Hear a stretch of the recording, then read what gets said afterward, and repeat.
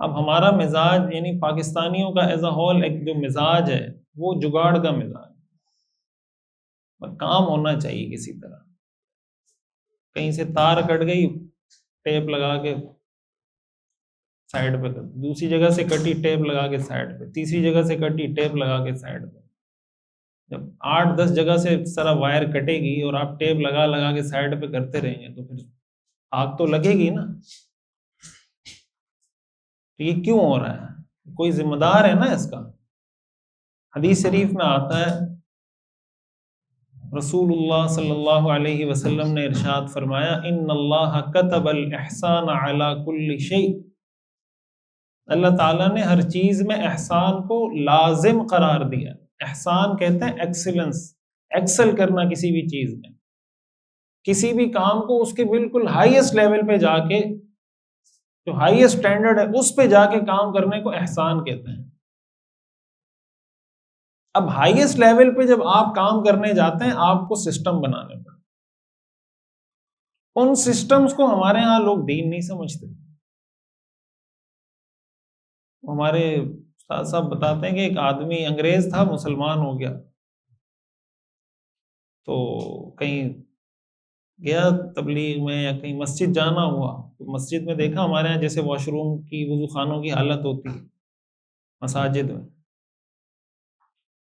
اب اس نے دیکھا کہ یار وضو خانہ اتنا گندا ہو رہا ہے، وہ بیٹھ گیا صفائی کرنے کی. چلو یار لوگوں کو سکون ہو جائے گا، راحت مل جائے گی کسی کو. تو اس کے پاس کوئی آیا اور کہا کہ مسلمان ہو گئے لیکن انگریز پناہ نہیں گیا اب تک تمہارا. مسلمان ہو گئے لیکن انگریز پناہ نہیں گیا. یعنی صفائی کرنا کیا ہے؟ وضو خانے کی صفائی کرنا کیا ہے؟ انگریز پناہ. تو یہ دین کا کام تھا یا انگریزوں کا کام تھا صفائی کرنا؟ حدیث میں آتا ہے نظفوا افنیتکم ولا تتشبہوا بالیہود، اپنے گھروں کے باہر کے حصے کو بھی صاف رکھا کرو اور یہودیوں کے ساتھ مشابہت اختیار مت کرو. یہودیوں کا کام تھا گندا رہنا. حدیث ہے نظفوا افنیتکم، اپنے گھر کے باہر کے ایریا کو صاف رکھا کرو، ولا تتشبہوا بالیہود، یہودیوں کے ساتھ مشابہت اختیار مت کرو، اس لیے کہ ان کے گھر کے باہر کا ایریا صاف نہیں ہوتا تھا. اب کیا ہے؟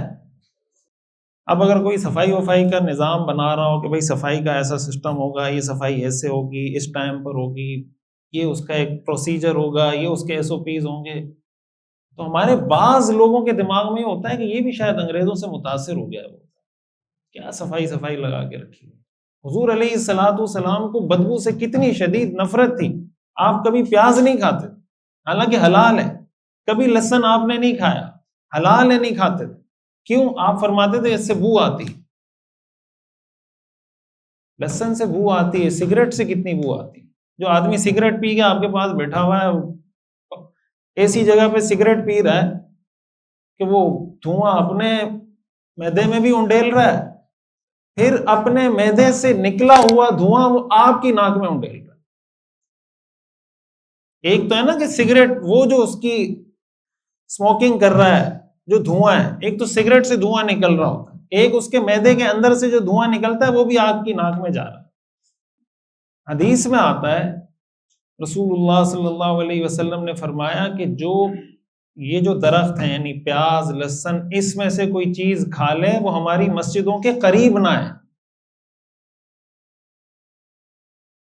ہماری مسجدوں کے قریب نہ ہے، اس لیے کہ اس سے لوگوں کو تکلیف ہوتی. آپ مجھے بتائیں پیاز کھانے سے کتنی تکلیف ہوتی ہے ساتھ والے، رادر دین کہ آپ اس کو دیکھیں سگریٹ پینا، نسوار رکھنا، یہ جو ساری چیزیں، گٹکا کھانا، اس سے ساتھ والے کو کتنی تکلیف ہوتی ہے. پھر بعض لوگ تو کہیں وضو خانے میں گئے، واش روم میں گئے، بیسن وہیں اٹھا کے نسوار پھینک دی، کسی نے وہیں گٹکا تھوک دیا، کسی نے رستے میں جاتے ہوئے گٹکا تھوک دیا.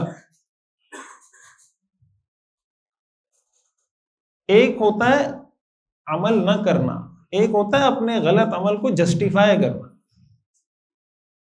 گناہ تو سب سے ہوتے ہیں، غلطیاں بھی سب سے ہوتی ہیں، ہم سب انسان ہیں. اپنے کسی غلط عمل کو کبھی جسٹیفائی نہیں کرنا چاہیے. اگر کوئی آدمی میلا کچیلا رہتا ہے نا تو رہتا ہے تو رہے، ہم تو اس کو یہ کہیں گے مت کریں ایسا، صاف ستھرے رہیں، لیکن اگر وہ رہتا ہے رہے، لیکن اگر وہ یہ کہتا ہے کہ میلا کچیلا رہنا یہ تو بہت یعنی نیک ہونے کی نشانی ہے، ہم تو ایسے ملنگ لوگ ہیں یار، بس سیدھے سادے رہتے، سیدھے سادے کا یہ مطلب آپ سے بدبو آئے گی؟ اب اس کا مطلب یہ کہ وہ ایک تو گندا اور میلا رہ رہا ہے، ساتھ ہی ساتھ اس کو جسٹیفائی بھی کر رہا ہے، تھوڑا دینی ٹچ دے رہا ہے اس کو کہ یہ جو میں ایسے گندا رہتا ہوں یا صاف ستھرا نہیں رہتا، یہ اصل میں بس ہم نیک لوگ ہیں، اس لیے نیک لوگ ایسے ہی ہوتے ہیں، نیک لوگ ایسے نہیں ہوتے۔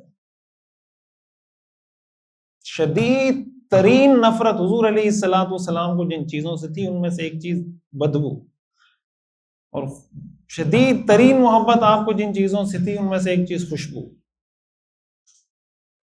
حبب الی من دنیاکم ثلاث، تمہاری دنیا میں سے 3 چیزیں مجھے محبوب کر دی گئی، ان میں سے ایک چیز خوشبو ہے۔